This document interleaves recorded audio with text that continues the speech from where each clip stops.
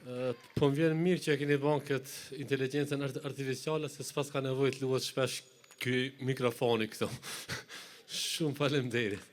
Të dashur të pranishëm, i nderuar shefi i shtabit të Kostivarit, profesor Azeri, i nderuar shefi i shtabit Adnan, i nderuar Arben, i nderuar kandidat për komunën e Kostivarit, zoti Sabedin Dauti, partës listë e Bashkim Masani, deputetet, funksionar, aktivist e qytetar të Kostivarit. Kur e shihja këtë prezantimin të profesor Azirit, mendova një punë për shkak se në komunë të Kostivarit po kushtoj ka shumë shtrejt çmontimi apo demontimi. Unë jam i sigurt se ne e kishim bërë fal çmontimin e komunës të Kostivarit edhe i kishim dërguar në shtëpi ata krejt.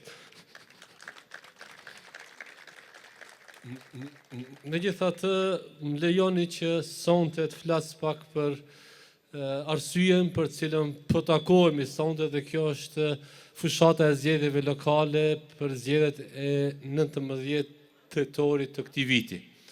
Ashtu siç e keni dëvërejtur gjatë kësaj kohe, ne dhe ata kemi një dallim substancial apo thelbësor, për shkak se kemi edhe një diskurs asimetrik, ne nuk kemi në linjën e njëjtë, nuk kemi në valët e njëjta të komunikimit. Sepse ne çdo kund flasim për se si do e bëjmë ujin e pishëm, se si do e zgjidhim çështjen e infrastrukturës, se si do i zgjidhim çështjen e rrugëve, se si do t'i bëjmë shkollat e reja, çerdhet e reja, ambulancat e reja, dhe ata gjithkund flasin për Çakej, për Lakej, për Zagar, për Shqiponja, për këso gjëra, dhe thjesht ne nuk kemi një valë të njëjtë të komunikimit, andaj unë po mendoj se ne nuk kemi fare në garë me ata, sa ata janë në garë me të kaluarën e tyre, ne jemi në garë për të ardhmen e qytetarëve tanë.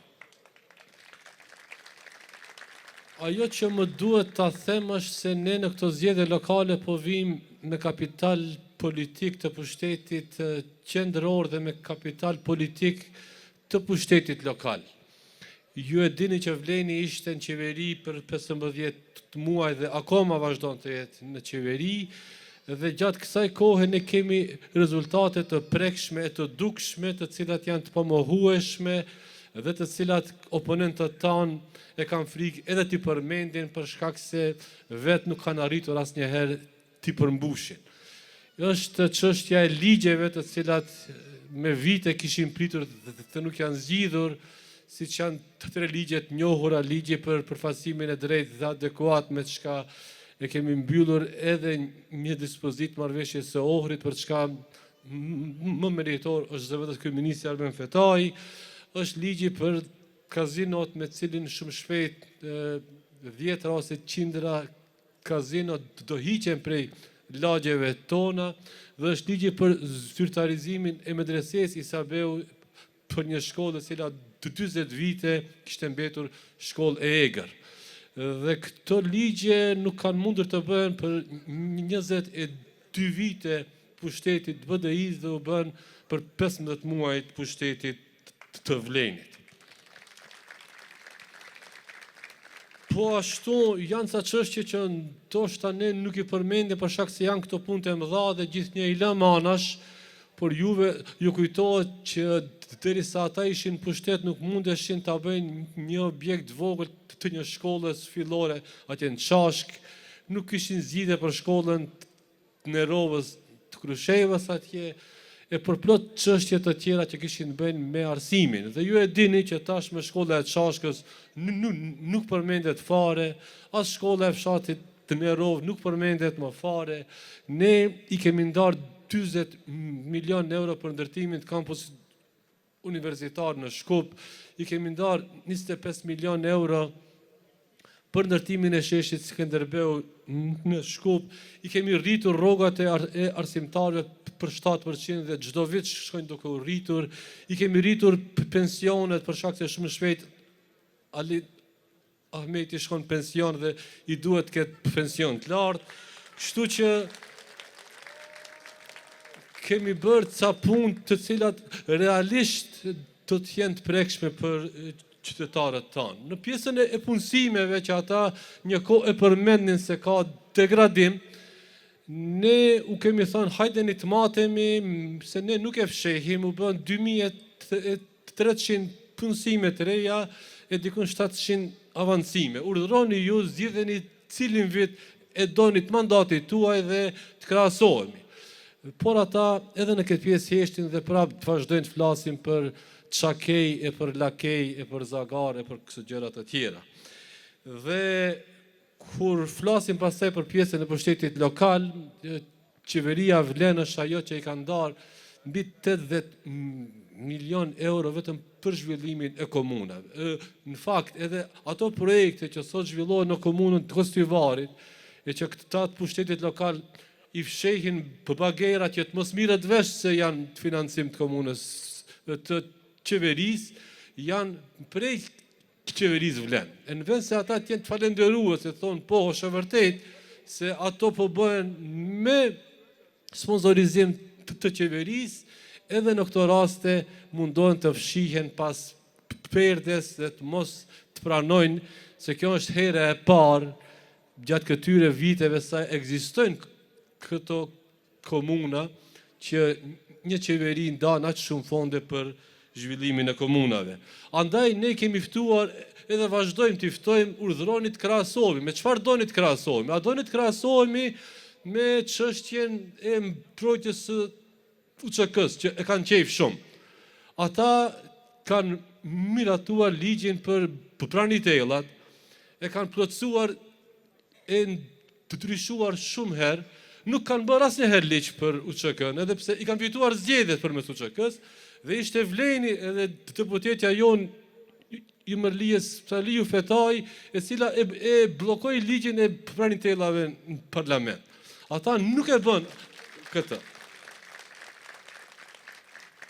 E kur jemi te qeverisja lokale në Kostivar, megjithse një sër çështje si shtruan edhe profesor Aziri edhe Adnani, po i bëj edhe ca pyetje për zotin Taravari, për shkak se Valboni ende është i ri aty në komunë. Çështja është si e shpjegon zoti Taravari që Kostivari është komuna me borxhin më të lartë në vendin tonë. Si janë shfrytzuar ato mjete? A ka shpjegim ai pse Kostivari është komuna e përmbytur në borxh? Unë s'po tham. Sa ishim bashk, e përmendja Adnani, ai kishte kusht që do shkoj me listat e ndara dhe dua të kem numër të lartë të komunave. Ne i tham, okej, i ke 5 komuna të garantuara dhe listat e ndara si po do ti. Edhe ai nuk erdhi në Vlen, por shkoi në PDI me 4 komuna e me listat e përbashkëta me PDI. Cili është shpjegimi i kësaj? Ne endin nuk e dim edhe këtë.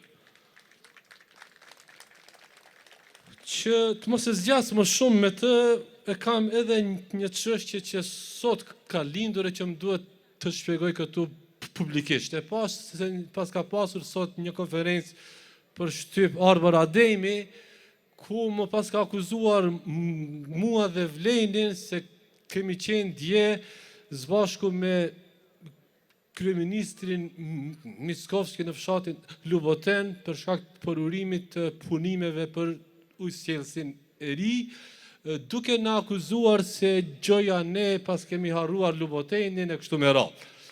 Përkundër asaj se unë jam autor i një libri për Lubotenin dhe Arbër Ademi s'ka bërë asnjë punë të vogël asnjëherë për Lubotenin, unë kam edhe një çështje tjetër. Është e vërtetë se unë shkova dje në fshatin Luboten të përurojmë fillimin e ujësjellsit atje dhe të themi fshatarëve të fshatit tim të Lubotenit se qeveria Vlen i ka ndarë 2 milion euro për ujësjellsin e fshatit Luboten. Dhe unë kam pyetjen tjetër. Sa euro i ka ndarë qeveria e Arbër Ademit në kohën që ka qenë ai për fshatin Luboten? çfarë ka bërë një punë të vogël, ama vetëm një 5 denarshe për fshatin Luboten. Unë ju them me përgjegjësinë më të lartë. Ata shkonin çdo vit të vajtonin aty të varet e dëshmorëve, por që 30 vite s'ka ujë të pishëm atje dhe ata kur nuk e rregulluan ujësjellësit e fshatit Luboten. E në qoftë se ka qef Arbëri që t'ja vazhdoj edhe pak pyetjet, unë kam edhe një pyetje tjetër për Arbërin. Në kohën e qeverisjes së partisë së Arbër Ademit, në kohën që ata i bënin të fushatat së bashku me Poshkovskin, ish ministri i drejtësisë, që sot është shef i grupit parlamentar të BDI-s në parlament, i ka ndarë edhe i ka të firmosur vetë 5 milion euro për mbrojtjen e Tërçullovskit në Hagë. Cili ka qenë reagimi i Arbër Ademit atëherë? A ka reaguar dikush atëherë që një ministër shqiptar i ka dhënë 5 milion euro për mbrojtjen të një kriminalit luftës? Dhe këta cilët flasin për UÇK, le që s'kanë bë asnjë punë të mirë për fshatin Luboten, le që nuk e kanë zgjidhur çështjen e ujësjellësit në Luboten, por një vrasësi të Lubotena Zveja kanë dhënë 5 milion euro. Këta janë njerëzit më të pamoralshëm shqiptar që ekzistojnë. E që të mos zgjatëm, për shkak se jemi në gostivar, ne duhet të mobilizohemi e ta kuptojmë se nuk duhet shuar të vota dëm.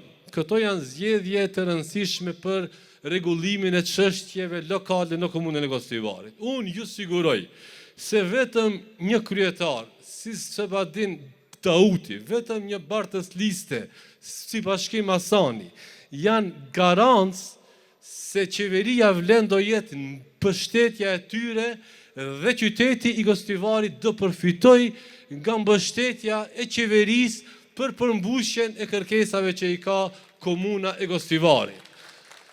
Në qoftë se nuk bëjmë shumë, a unë jam i sigurt se ne shumë do të bëjmë, ta dini që s'paku këtë papastërti e bërllok që e lën ata në Gostivar në fund të mandatit të Sebadinit nuk do ta keni më. Ju faleminderit e suksese shumë.